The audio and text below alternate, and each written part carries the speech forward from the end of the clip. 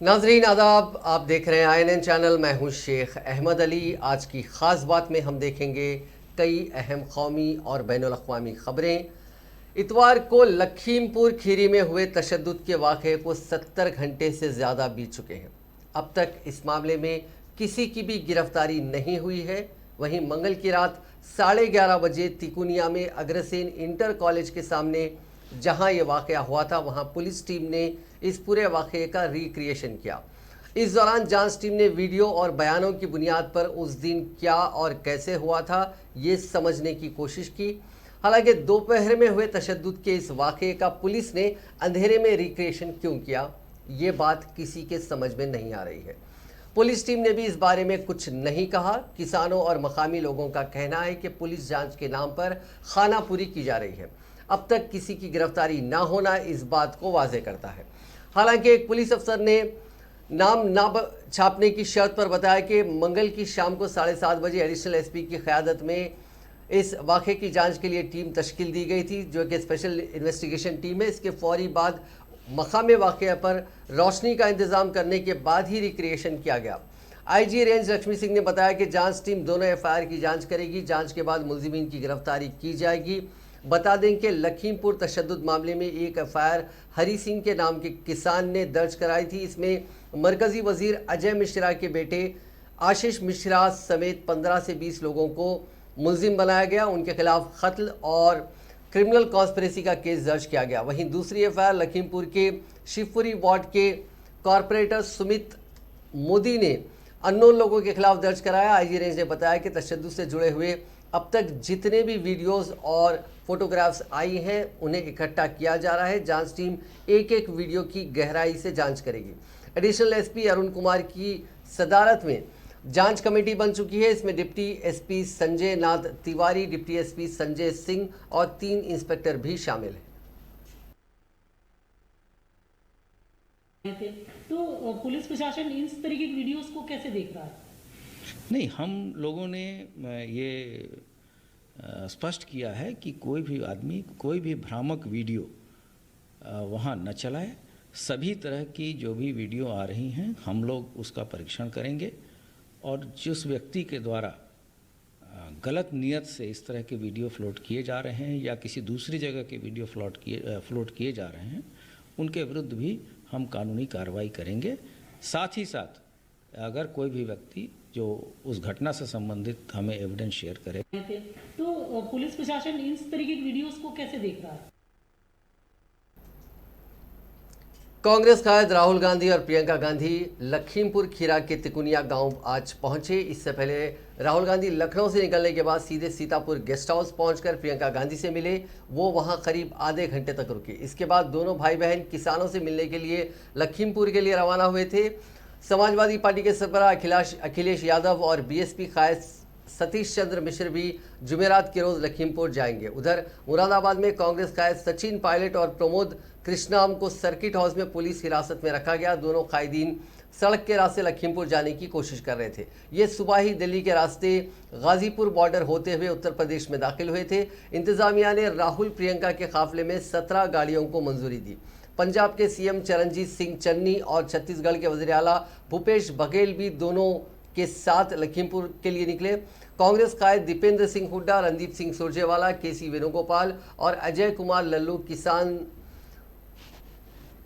जो मुतासरा खानदान है उनसे मिलने के लिए लखीमपुर गए हैं। इससे पहले राहुल गांधी ने एयरपोर्ट पर ही धरना दिया था। इंतजामिया की तरफ से लखीमपुर जाने की इजाज़त मिलने के बाद भी राहुल गांधी के धरने को लेकर काफ़ी कन्फ्यूजन था। इसके बाद छत्तीसगढ़ के वज़ीर आला भूपेश बघेल ने कहा था कि लखीमपुर तक अपनी गाड़ियों में जाने की इजाज़त मिलने पर ही वो एयरपोर्ट से रवाना होंगे। काफ़ी देर बाद इंतज़ामिया ने इसकी इजाज़त दी। इसके बाद राहुल गांधी, छत्तीसगढ़ के वज़ीर आला भूपेश बघेल और पंजाब के वज़ीर आला चरणजीत सिंह चन्नी लखीमपुर के लिए रवाना होंगे।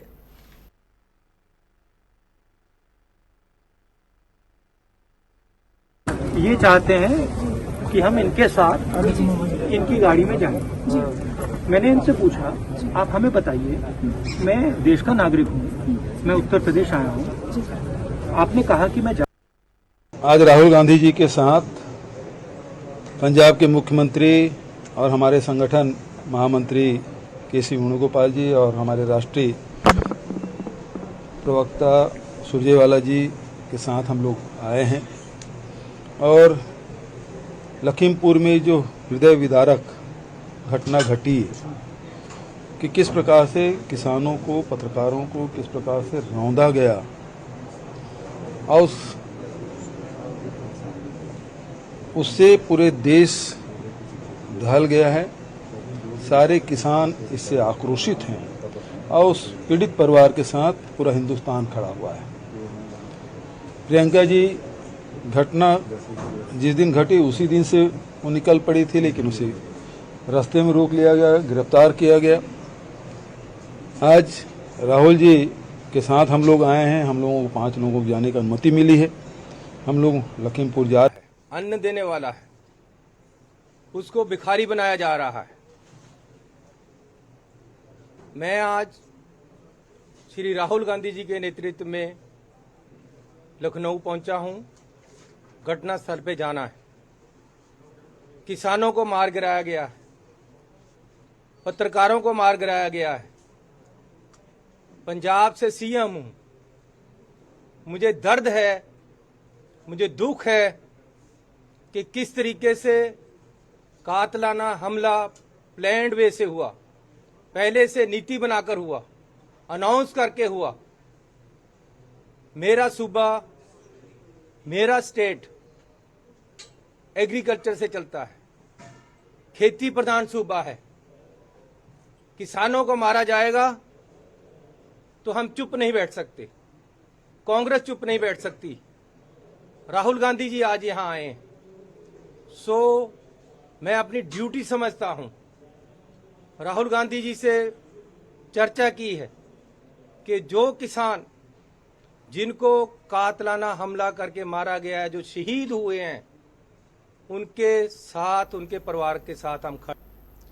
लखीमपुर खीरी के वाक़े पर राहुल गांधी ने आज सुबह दिल्ली में प्रेस कॉन्फ्रेंस की। इस दौरान उन्होंने यूपी हुकूमत के साथ ही मरकजी हुकूमत पर भी निशाना साधा। उन्होंने कहा कि यूपी में किसानों को कुचला जा रहा है और मुल्जिमीन पर एक्शन नहीं लिया जा रहा। राहुल गांधी ने कहा कि कुछ वक्त से हिंदुस्तान के किसानों पर हुकूमत हमले कर रही है। एक तो किसानों को जीप के नीचे कुचला जा रहा है, उनका मर्डर किया जा रहा है। बीजेपी के होम मिनिस्टर की बात हो रही है, उनके बेटे की बात हो रही है, उन पर कोई एक्शन नहीं लिया जा रहा। दूसरी बात, मुल्क भर के किसानों पर एक के बाद एक हमले हो रहे हैं। पहले 3 ज़राई कानून लाए गए, अब उनका हक छीना जा रहा है। कल वज़ीर आज़म लखनऊ में थे लेकिन लखीमपुर खीरी नहीं जा पाए।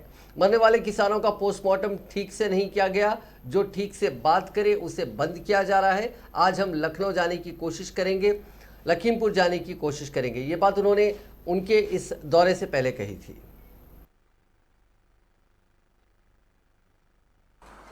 सरकार का आक्रमण हो रहा है। एक तो किसानों को जीप के नीचे कुचला जा रहा है, उनका मर्डर किया जा रहा है। बीजेपी के होम मिनिस्टर की बात हो रही है, उनके पुत्र की बात हो रही है, उन पे कोई एक्शन नहीं लिया जा रहा है। दूसरी तरफ पूरे देश के किसानों पर सिस्टमैटिकली एक के बाद एक आक्रमण हो रहा है। पहला आक्रमण लैंड एक्विजिशन बिल को रिवर्स करने का। दूसरा, ये जो 3 नए कानून लाए हैं, और आज सिस्टमैटिकली जो किसानों का है उनसे छीना जा रहा है। और ये चोरी सबके सामने हो रही है। इसलिए देश के किसान दिल्ली के बाहर बैठे हैं। कल प्रधानमंत्री जी लखनऊ में थे, मगर प्रधानमंत्री जी लखीमपुर खीरी नहीं जा पाए।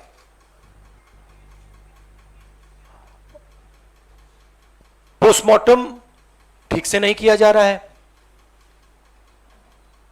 और सिस्टमैटिकली जो भी कुछ कहे उसको बंद किया जा रहा है। आज 2 चीफ मिनिस्टर्स के साथ हम लखनऊ जाने की कोशिश करेंगे, लखीमपुर खेरी जाने की कोशिश करेंगे, उन परिवारों से मिलने की कोशिश करेंगे. It is a, as I said, it is a systematic attack on the farmers of this country, and it is arrogance because the government does not realize or understand the power of the farmers, and they are provoking the farmers. Punjab Congress सदर नवजोत सिंह सिद्धू के इस्तीफे को लेकर suspense खत्म हो गया. सिद्धू ने वजीर आला चरणजीत सिंह चन्नी की जानिब से डीजीपी इकबाल प्रीत सहोता और एडवोकेट जनरल एपीएस देओल के अपॉइंटमेंट को लेकर उसकी मुखालिफत में कांग्रेस के रियासती सदर के अहदे से इस्तीफा दे दिया था. इसके बाद से पंजाब कांग्रेस में काफ़ी कन्फ्यूजन वाली हालत बनी हुई थी. अब सिद्धू आगे भी इस ओहदे पर काम जारी रखने के लिए राजी हो गए हैं. बताया जाता है कि अभी सिद्धू ने इस्तीफा तो वापस नहीं लिया, लेकिन वो रियासत की कमान संभालते रहेंगे. इसे लेकर कांग्रेस हाईकमान और सिद्धू के बीच में सहमति बन गई है. सिद्धू के करीबी और कैबिनेट वजीर परगट सिंह और पार्टी के इंचार्ज हरीश चौधरी ने सिद्धू को मनाने में अहम रोल निभाया है. पार्टी में फिर से एक्टिविटीज़ बढ़ाने के लिए जुमेरात के रोज सिद्धू की सदारत में कांग्रेस का एक जत्था लखीमपुर खीरी के लिए रवाना होगा. दिल्ली के वज़ीर आला अरविंद केजरीवाल ने कहा कि उत्तर प्रदेश के लखीमपुर खेरी में किसान मारे गए और हुकूमत अब कातिलों को बचाने की कोशिश कर रही है. केजरीवाल ने आज एक प्रेस कॉन्फ्रेंस में कहा कि किसानों को दिन की रोशनी में गाड़ियों से कुचल दिया गया और इस मामले के मुजरिम अभी तक गिरफ्तार नहीं हुए. इस मामले में जिस तरह कातिल को बचाया जा रहा है, ऐसा सिर्फ हिंदी फिल्मों में देखा जाता था. पूरी हुकूमत कातिल को बचाने में मसरूफ़ है. उन्होंने कहा कि अगर कोई लीडर या बड़ा आदमी है तो क्या वो किसी को कुचल देगा. उन्होंने वज़ीर आज़म नरेंद्र मोदी पर जोर दिया कि पूरा मुल्क लखीमपुर खेरी की हकीकत को जानना चाहता है, लिहाजा आप किसानों का दर्द बांटें और सच को सामने आने दें. उन्होंने कहा कि इस तरह क्या छुपाया जा रहा है. अपोजिशन के कायदीन सहाफ़ियों को मौके पर जाने से रोका जा रहा है.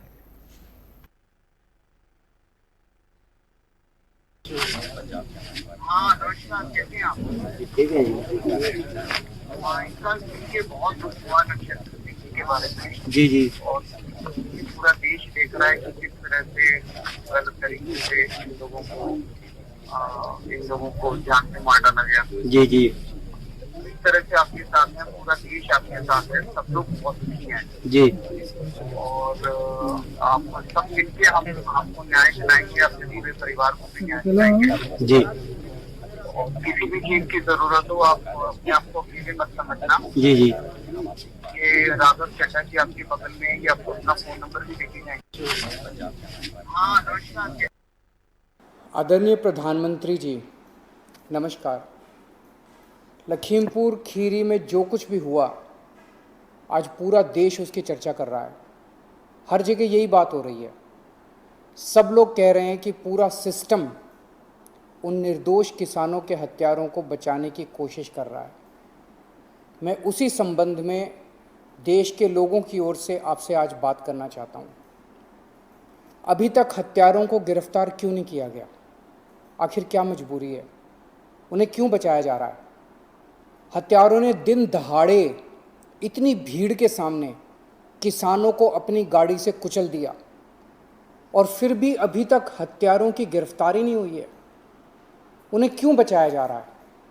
सरेआम इतनी भीड़ के सामने कोई इतने लोगों को रौंदते हुए निकल जाए और पूरा सिस्टम उस हत्यारे के सामने नतमस्तक होके घुटने टेक के उसे बचाने में लग जाए, ऐसा तो हिंदी फिल्मों में देखा करते थे. प्रधानमंत्री जी, आज हर देशवासी टीवी और सोशल मीडिया पे देख रहा है कि एक गाड़ी आई और किसानों को रौंद के चली गई. जिस तरह से पूरी सरकार हत्यारों को बचाने में लगी है, इस सब से क्या संदेश दिया जा रहा है कि अगर आप कोई नेता हो या अमीर हो, किसी को भी कुचल सकते हो. उस गाड़ी ने सिर्फ वहां मौजूद किसानों को नहीं कुचला, बल्कि इस देश के सभी किसानों को कुचला है, इस देश के गरीबों को कुचला है. ऐसा लगता है कि उस गाड़ी ने पूरी सरकार को ही कुचल दिया है, पूरे सिस्टम को. त्योहारों से पहले आम आदमी को महंगाई का एक और झटका लगा है. घरेलू एलपीजी सिलेंडर की कीमत फिर बढ़ गई है.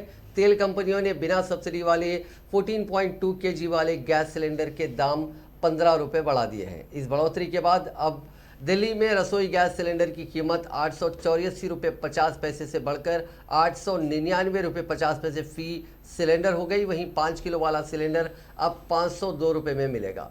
तेल कंपनियों ने 1 अक्टूबर को 19 केजी वाले कमर्शियल गैस सिलेंडर के दाम में 43 रुपये 50 पैसे फी सिलेंडर तक बढ़ाए थे। पेट्रोल डीजल की कीमतों में भी इजाफा हुआ है। दिल्ली में आज पेट्रोल के दाम में 30 पैसे और डीजल के दाम में 35 पैसे फी लीटर की बढ़ोतरी हुई। इसके बाद दिल्ली में पेट्रोल 102 रुपये 94 पैसे और डीजल 91 रुपये 42 पैसे फी लीटर पर पहुंच गया। इस महीने 5वीं बार पेट्रोल डीजल के दाम बढ़े हैं। मुल्क की 26 रियासतों में पेट्रोल 100 रुपये फी लीटर के पार निकल गया है। नेचुरल गैस के दाम बढ़ने से सीएनजी, पीएनजी और रसोई गैस की कीमतों में इजाफा हुआ। इंद्रप्रस्थ गैस लिमिटेड ने दिल्ली एनसीआर में सीएनजी के भाव 2 रुपये 55 पैसे फी किलो तक बढ़ा दिए हैं।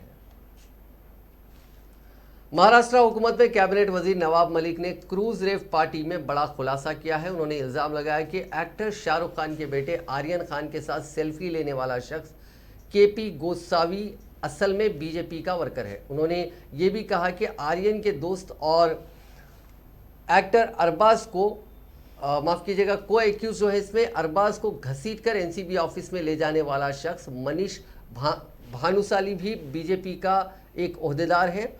मलिक ने चाशुम्बे के रोज़ महाराष्ट्र एनसीबी हेडक्वार्टर्स में प्रेस कॉन्फ्रेंस कर कहा कि मनीष भानुशाली 21 सितंबर को दिल्ली में एक मरकजी वजीर के साथ था। 22 सितंबर को वो गांधीनगर में बीजेपी के एक वजीर के साथ था। उन्होंने भानुशाली के सोशल मीडिया प्रोफाइल की बुनियाद पर इल्ज़ाम लगाया कि वो खुद को बीजेपी का नायब सदर बताता है। इसके साथ ही गोसावी के बारे में मालिक ने कहा कि वो बहुत बड़ा फ्रॉड शख्स है। वो खुद को प्राइवेट डिटेक्टिव बताता है, जबकि उसके खिलाफ पुणे में फर्जीवाड़े का केस दर्ज है। मालिक ने ये भी कहा कि मनीष भानुशाली की वज़ीर आज़म नरेंद्र मोदी, मरकजी वज़ीर दाखिला अमित शाह और महाराष्ट्र असेंबली में अपोजिशन के लीडर देवेंद्र फडणवीस के साथ तस्वीरें थी। उन्होंने पूछा कि आखिर ऐसा क्या हो सकता है कि बीजेपी के एक कायद आर्यन खान को घसीटकर अपने साथ ले जा रहा है। इस बात का जवाब एनसीबी को देना चाहिए। कैबिनेट वजीर नवाब मलिक ने बीजेपी पर एनसीबी के जरिए से बॉलीवुड और फिल्म इंडस्ट्री को बदनाम करने का इल्ज़ाम लगाया। एक सवाल के जवाब में उन्होंने कहा कि क्रूज पर एनसीबी ने कोई ड्रग्स बरामद नहीं किया। मीडिया में जो वीडियो और फोटोज जारी किए गए हैं वो एनसीबी हेडक्वार्टर्स की हैं। आर्यन की सेल्फी वायरल होने के बाद ये कहा जा रहा था कि ये शख्स एनसीबी का ओहदेदार है। सेल्फी एनसीबी ऑफिस में ली गई थी, इसलिए ये एक शक जताया जा रहा था कि ये तस्वीर उनकी कस्टडी में ही ली गई। हालांकि कुछ देर बाद एनसीबी ने एक बयान जारी कर कहा था कि आर्यन खान के साथ इस तस्वीर में दिख रहा शख्स एनसीबी का ओहदेदार या मुलाजिम नहीं है। रिलायंस जियो का नेटवर्क वापस आ गया है। नेटवर्क को लेकर चाशुम्बे की सुबह करीब 9 बजे से दिक्कतें आ रही थी, जो अब ठीक हो गई हैं। नेटवर्क डाउन होने के दौरान जियो के ग्राहक 8 घंटे तक परेशान रहे। कंज्यूमर्स ना तो कॉल कर पा रहे थे और ना ही इंटरनेट एक्सेस कर पा रहे थे। कंपनी से जुड़े जराये ने बताया था कि जियो की सर्विस पूरे मुल्क में मुतासिर नहीं हुई थी, सिर्फ कुछ रियासतों में जियो की सर्विस डाउन हुई थी। मुल्क के अलग अलग हिस्सों से जियो के नेटवर्क में दिक्कतों की शिकायतें आई। इनमें मध्य प्रदेश, छत्तीसगढ़, महाराष्ट्र, उत्तर प्रदेश, कर्नाटक जैसी रियासतें शामिल हैं, जहां के लोगों ने काफ़ी परेशानी झेली इस नेटवर्क डाउन होने की वजह से। जियो के नेटवर्क में आई इन दिक्कतों के बाद ट्विटर पर कुछ मिनटों में जियो डाउन हैशटैग ट्रेंड करने लगा। जियो से पहले पीर की देर रात फेसबुक, व्हाट्सएप और इंस्टाग्राम भी 6 घंटे के लिए डाउन रहे थे। जम्मू कश्मीर में अमन चैन का माहौल बनता देख दहशतगर्दों ने आम लोगों को निशाना बनाने के वाक़यात बढ़ा दिए हैं। मंगल के रोज़ 3 अलग अलग मकामात पर 3 लोगों का कत्ल कर दिया गया। मंगल की शाम श्रीनगर के इकबाल पार्क इलाके के मशहूर केमिस्ट माखनलाल बिंद्रू को दहशतगर्दों ने मेडिकल स्टोर में घुसकर मार डाला। लाल बाजार इलाके में बिहार के एक शख्स को गोली मारी गई। 68 साल के बिंद्रू उन चुनिंदा लोगों में थे जिन्होंने 90 के दहे में भी कश्मीर नहीं छोड़ा था। दहशतगर्दों ने धमकी दी कि बाहरी लोग कश्मीर आकर मकामी लोगों के रोजगार ना छीने। तीसरा हमला बांदीपोरा में हुआ, जिसमें टैक्सी यूनियन के सदर को मारा गया। माखनलाल बिंद्रू की बेटी डॉक्टर श्रद्धा बिंद्रू ने इस वाक़े पर नाराज़गी जाहिर की। उन्होंने कहा कि आप मेरे वालिद के जिस्म को मार सकते हैं, लेकिन उनकी रूह अमर है।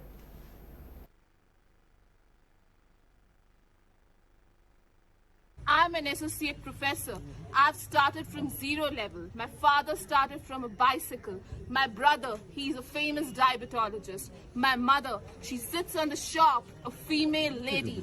That is what Makhanlal Bindru made us. A Kashmiri Pandit, he will never die. You can just kill the body. And I, being a Hindu, I have read Quran. And Quran says कि ये जो चोला है, ये शरीर का जो चोला है, ये तो बदल जाएगा, लेकिन जो इंसान का स्पिरिट है, उसका जज्बा है, वो कहीं नहीं जाएगा. Makhanlal Bindru will be alive in the spirit. And Mr. who shot my father dead while he was working, if you have the guts and courage, come in front and have a debate, have a face-to-face debate with us. Then we'll see what you are. जब एक word भी बोलना नहीं आएगा ना, करके ऐसे बैठ जाओगे ना, तब समझ आएगा सिर्फ पत्थर ही मार सकते हो और पीछे से गोलियां ही चला सकते हो तुम लोग. क्या करोगे? एक शरीर उड़ा दिया ना तुमने. उस शरीर ने जिनको पैदा किया है ना, वो मैं हूँ. ये हूँ मैं, मेरे बाप की बेटी. आजा सामने. इतनी औकात है ना, चल भाई आ मेरे. वज़ीर आज़म नरेंद्र मोदी ने आज वीडियो कॉन्फ्रेंसिंग के जरिए दही इलाकों में जायदाद की मिल्कियत से मुतालिक एक अहम स्वामित्व योजना का आगाज़ किया. नरेंद्र मोदी वीडियो कॉन्फ्रेंसिंग के जरिए दिल्ली से जुड़े, जबकि वज़ीर आला शिवराज सिंह चौहान ने हरदा ज़िले में मुनक़िदा प्रोग्राम में हाजिर होकर वर्चुअल तरीके से इसमें हिस्सा लिया. आज 19 अजला के तकरीबन 3000 गाँव के 1,71,000 मुस्तहिक़ीन को ई प्रॉपर्टी कार्ड यानी राइट्स कार्ड सिंगल क्लिक के जरिए फराहम करने की रस्म मुकम्मल की गई. मोदी ने सहवर, हरदा और दंडोरी अजला की स्कीम से मुतालिक मुस्तहिक़ीन से बातचीत भी की. इसमें साफ साफ झलक रहा है और मैं आज यहां भी देख रहा हूं. आपने मुझे आपकी बंबू वाली कुर्सियां तो दिखाई, लेकिन मेरी नजर तो दूर दूर तक ये जो जनता जनार्दन, उनका जो उत्साह है, उमंग है, उसी पर टिकी हुई है. इतना प्यार, इतना आशीर्वाद जनता जनार्दन का मिल रहा है. उनका कितना भला होता होगा, इसका मैं पूरी तरह अंदाज लगा सकता हूं. ये योजना कितनी बड़ी ताकत बनकर उभर रही है, ये अनुभव हमारे अभी जिन साथियों से मुझे बात करने का मौका मिला, उन्होंने विस्तार से बताया है. स्वामित्व योजना के बाद लोगों को बैंकों से लोन मिलना और ज्यादा आसान हुआ है. इस कार्यक्रम में उपस्थित केंद्रीय मंत्रिमंडल के मेरे सहयोगी श्री नरेंद्र सिंह तोमर जी, वीरेंद्र कुमार जी, धर्मेंद्र प्रधान जी, ज्योतिरादित्य सिंधिया जी, प्रहलाद सिंह पटेल जी, फगन सिंह कुलस्ते जी, कपिल मोरेश्वर पाटिल जी, एल मुरुगन जी, मध्य प्रदेश के मुख्यमंत्री श्रीमान शिवराज सिंह चौहान जी, एमपी सरकार के मंत्रीगण, सांसदगण, विधायकगण, अन्य महानुभाव और हदरा समेत एमपी के अलग अलग क्षेत्रों में हजारों की संख्या में गांवों से जुड़े भाई और बहनों, सबसे पहले भाई कमल जी का जन्मदिन है. उनको मेरी तरफ से बहुत बहुत शुभकामनाएं. अब हम टीवी पर तो देखते ही हैं, इसमें साफ साफ. मरकजी हुकूमत ने रेलवे मुलाजिमीन और कपड़े के कारोबार से जुड़े 2 बड़े ऐलान किए हैं. उसने नॉन गेजेटेड रेल एम्प्लॉयज़ को 78 दिन का बोनस देने का फैसला किया. इसके अलावा टेक्सटाइल इंडस्ट्री के लिए वज़ीर आज़म माफ़ कीजिएगा पीएम मित्र योजना पर मोहर लगा दी गई. हुकूमत ने जो परफॉर्मेंस लिंक बोनस देने का ऐलान किया है, उसका फ़ायदा 11,56,000 से ज़्यादा रेलवे मुलाजिमीन को मिलेगा. इसके लिए हुकूमत जुमला 1985 करोड़ रुपए खर्च करेगी. ये जानकारी मरकजी वज़ीर अनुराग ठाकुर ने दी. वहीं हुकूमत ने टेक्सटाइल इंडस्ट्री के लिए पीएम मित्र योजना पर मोहर लगा दी है. इस स्कीम पर 5 साल में 4,445 करोड़ रुपए खर्च होंगे. मरकजी वज़ीर अनुराग ठाकुर ने बताया कि इस स्कीम के तहत mega integrated textile reason and apparel park बनेंगे. रेलवे के 2 महत्वपूर्ण प्रकल्पों को अनुमोदित किया, मंजूरी दी उनके नेतृत्व में कैबिनेट ने। इसमें से पहला प्रकल्प मध्य प्रदेश में है, नीमच रतलाम लाइन, जहाँ पर बहुत ट्रैफिक भी रहता है, बहुत औद्योगिक क्षेत्र भी लगते हैं। ये अभी भी सिंगल लाइन है। मध्य प्रदेश के नीमच रतलाम की जो लाइन है, इसकी डबलिंग की मंजूरी दे दी गई है। 133 किलोमीटर की रेलवे लाइन के ऊपर लगभग 1096 करोड़ रुपया डबलिंग पर खर्च होगा, इस पर इन्वेस्टमेंट होगी। चित्तौड़ और उसके साथ लगते आसपास के क्षेत्रों में जो सीमेंट का उद्योग है, टेक्सटाइल उद्योग है, टूरिज़्म और अन्य यातायात की सुविधाओं को बढ़ाने के लिए डबलिंग बहुत महत्वपूर्ण थी। और इसके अलावा दूसरा गुजरात राज्य से है। उद्योग को या प्रोजेक्ट फाइनेंस होता है, उसके सामने भी पॉलिसीज इशू करते हैं। उस सब के लिए ईसीजीसी एक बहुत महत्वपूर्ण रोल प्ले कर रही है। उसको आज 4,400 करोड़ रुपए एडिशनल कैपिटल इन्फ्यूज। पिछले 24 घंटों में कोरोना के 4,05,516 नए मामले सामने आए हैं। इसी दौरान 8,323 लोगों की मौत हुई है। इस इजाफे के बाद दुनिया भर में कोरोना से मुतासिर होने वालों का मजमूई आंकड़ा 23,67,26,445 हो गया, जबकि इस मोजी वायरस से अब तक 48,34,210 अफराद हलाक हो चुके हैं। हिंदुस्तान में गुज़िश्ता 24 घंटों के दौरान हलाकत खैज कोरोना वायरस के 6,000 से ज़्यादा कम केसेस होने की वजह से एक्टिव केसेस की तादाद 2.5 लाख से नीचे आ गई है। मंगल को इस मुल्क में 59,48,360 अफराद को कोरोना की वैक्सीन भी दी गई। अब तक मजमूई तौर पर 92,17,65,405 अफराद को वैक्सीन दी जा चुकी है। मरकजी हुकूमत के आंकड़ों को अगर हम देखें तो पिछले 24 घंटों में 18,833 नए केसेस की रिपोर्ट के साथ मुतासरीन की मजमूई तादाद 3,38,71,881 हो गई है। कोरोना की शुरुआत कहाँ हुई, इसको लेकर लगातार खुलासे हो रहे हैं और इन खुलासों ने चीन को कटघरे में खड़ा किया है। चीन पहले ही कोरोना की शुरुआत के वक्त को लेकर बयान बदलता आया है और अब एक नए खुलासे ने चीन के रोल को पहले से ज़्यादा मुश्तबा बना दिया है। ऑस्ट्रेलिया और अमेरिका की जॉइंट साइबर सिक्योरिटी फर्म ने कोरोना के चाइनीज़ कनेक्शन को लेकर रिसर्च की बुनियाद पर एक दावा किया है। दावे के मुताबिक चीन ने कोरोना का पहला केस आने की जो तारीख बताई, उससे 1 महीना पहले वहां के एक सूबे में कोरोना टेस्टिंग इक्विपमेंट की बड़ी तादाद में खरीदारी की गई थी।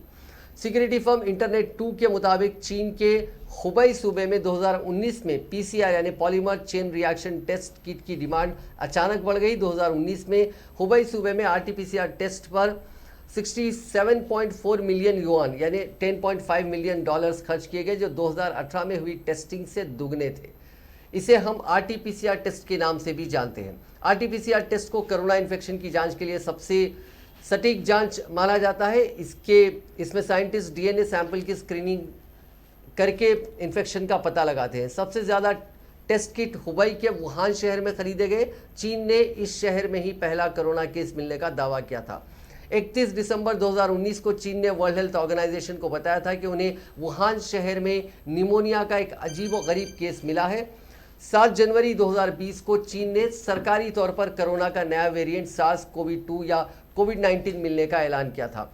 कुछ साइंटिस्ट का मानना है कि इस अंदेशे से इनकार नहीं किया जा सकता है कि लैब के किसी मुलाजिम की लापरवाही की वजह से ये भयानक बीमारी एक वायरस लैब से बाहर निकला और यही इस वबा की वजह बना। वुहान की ये लैब हुनान सी फूड मार्केट से भी ज़्यादा दूर नहीं है, जहां सबसे पहले कोरोना का कहर देखा गया था। अब तक किसी जंगली जानवर में इस इन्फेक्शन का नहीं मिलना और चीनी हुकूमत की जानिब से लैब से वायरस लीक होने के अंदेशे की जांच करने से इनकार करना लैब से इन्फेक्शन फैलने की थियरी को काफ़ी तक़वियत देता है। नाजरीन, आज की खास बात में बस इतना ही। आपसे कल मुलाकात होगी नई खबरों के साथ, नए एनालिसिस के साथ। फिलहाल दीजिए इजाज़त। खुदा हाफिज़।